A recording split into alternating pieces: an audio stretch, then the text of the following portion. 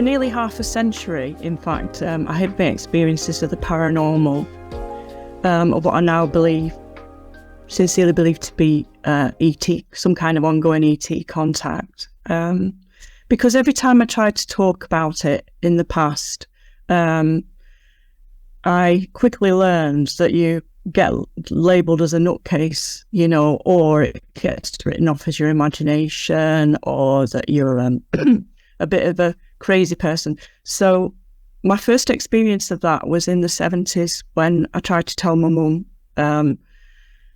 because I'd have these awful events where I'd be paralysed and I'd black out, and and at first I put it down to demon persecution because I was a Christian, so I looked at it through the point of view of Western Christianity. I thought, am I being persecuted, or something? There's something evil here, is what I ascribed it to, and I never really realised, or it never dawned on me what it was until I got hold of a book, Whitley Strieber's book Communion, in the early 90s, and then when I read that, it kind of made me realise that in effect I'd been being contacted by what we now know as the Greys. They're quite familiar in our culture, and the reason being that very brave writer brought that to a lot of people and woke a lot of people up and made me realise, amongst many others I'm sure, that I'd had contact with ETs.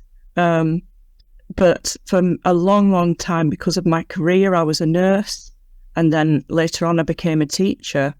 I was frightened because I had to earn money, I had to earn a living, and I was frightened that you can be struck off both as a nurse and removed from the register as a teacher.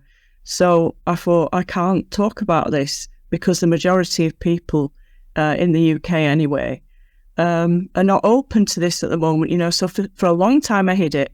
And then once I saw that what they call UAPs now have been posted by the Pentagon of the naval pilots witnessing UAPs in the skies over the USA, and of course, as soon as I hit the 90s after Communion, you got Bud Hopkins coming in with abduction research, and you got Professor E. Mack coming in after that with abduction research, and I thought, now is the time really to come out about this, because there was more and more knowledge coming out, both about the abduction scenario. There were more people coming out about it, thousands of people on Facebook in different groups and that sort of thing. So I thought, now's the right time. I think there's a sea change going on, and I believe there's a kind of soft disclosure happening as we speak, where Congress is now involved. I mean, who would have predicted that? With David Grush coming out and all the intelligence officer, and also saying, yes, we've been hiding this for basically half a century, which I thought was rather ironic, considering we've all been labelled lunatics up to now. I don't think we're going to get an apology anytime soon. I wonder one day we'll come to be called witnesses rather than experiencers. But that's why I felt it was the right time to write my story, basically.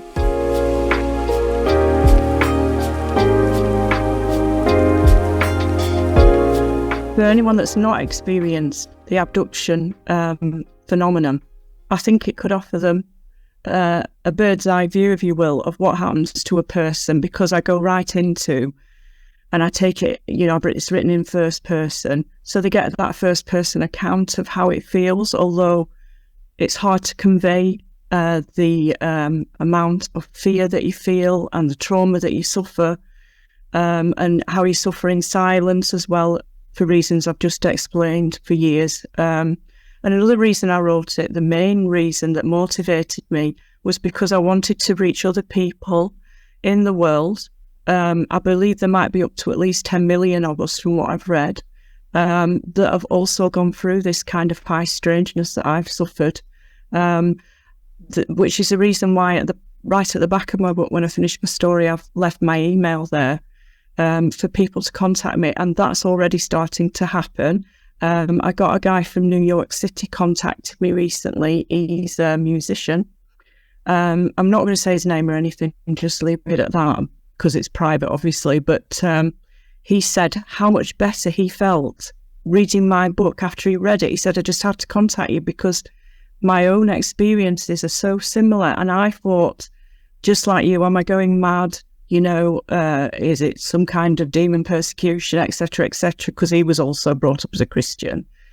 And he said, you've made me feel better about this. You've given me that validation that I'm not some kind of nutcase or lunatic, you know. I mean, this is a professional guy, you know, who's plays in quite a prestigious orchestra. I'm not going to say which one.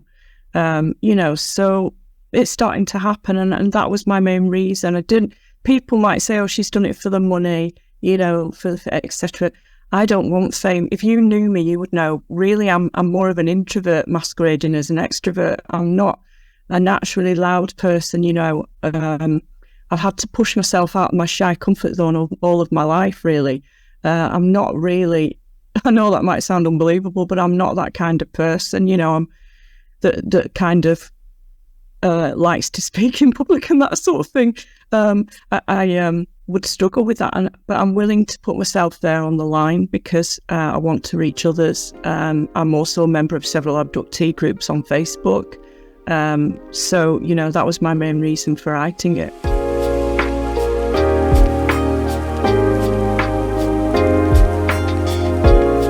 It was a bit haphazard, if I'm honest. I believe that if lockdown hadn't happened, you know, so there's this silver lining about lockdown, because suddenly I had a lot more time on my hands and I'd been thinking about writing my story. But lockdown it allowed me the time to actually sit down and put it together. I didn't have a set schedule where I'd sort of wake up at 9 and start writing. That's just not me. I'm not that kind of person. Also, I'm married to a senior doctor who works very long hours, so I had all my housework.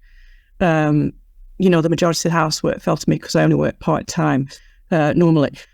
And also, I was starting to teach over Skype for the National Tuition Service, who came in at that point to help children that were stuck at home. So I was still teaching English, so I juggled it really. And I tried to write mainly in the evenings when my husband was on long evening shifts. So that's really, most of the time it was evening I wrote. And I'm so glad I did when I look back on it now. To be honest, I thought, I don't even know if anyone wants to publish this. I've been pleasantly surprised many times by people, you know, saying, you know, how they're so glad I did write it. So I'm pleased I did now.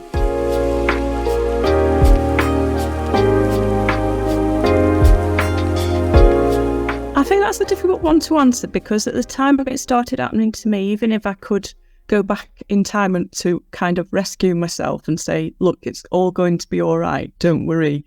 I know you're terrified at the moment and you're very frightened by this, but it's all you're going to realize what it is interacting with you eventually. At the time though, even if I could go back, there was nothing to inform one of what was happening, you know. The only books that existed, as far as I can remember, about this sort of thing were ancient alien books, which was a trend set off by Eric von Däniken. So there was an awareness, maybe, or beginning to be an awareness of ancient civilizations and that we've been visited by ETs for thousands of years, beginning to emerge into the public arena. But there wasn't really anything about the abduction phenomena until the sort of mid-80s to 90s. So I would just have to say, be brave, stand firm. You're going to go to a wonderful place eventually in the future where you're going to tell people about this and you're going to help others that have gone through a similar situation. And you're going to realise that this was the whole reason for it all along. I believe anyway, personally. So that's what I would say to my younger self.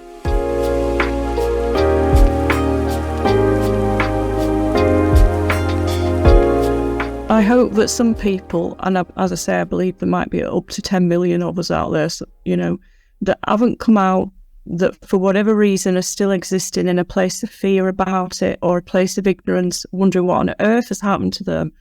I hope they will read it and something will click, like it did with me with Whitley Strieber's Communion, and wake them up to the fact that, in fact, they've been interacting with either the Greys or with what we call the Nordics, or as they're more familiarly known as the Pleiadians, the pale blonde aliens, which people have encountered, and that they're not in fact going mad or crazy.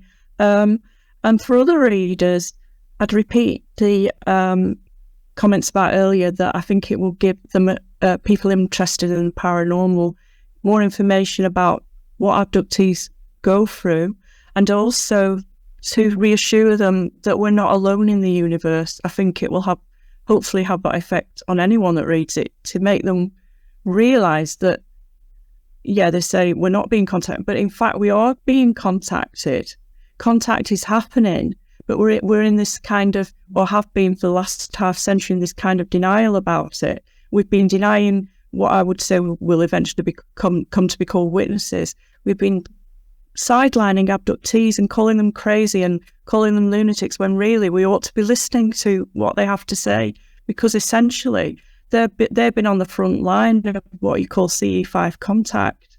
So why are we not listening more to people? You know, I think there needs to be a more open-minded attitude towards abductees, which has been the way has been paved by people like Professor E. Mark and Wood Hopkins was a pioneer, and of course by Whitley Stride. But I think there's still a long way to go, because I know for a fact there are people in a group I'm in currently on Facebook, and they are still in a place of fear and ignorance, and they're looking for answers. So I think there's more to be done.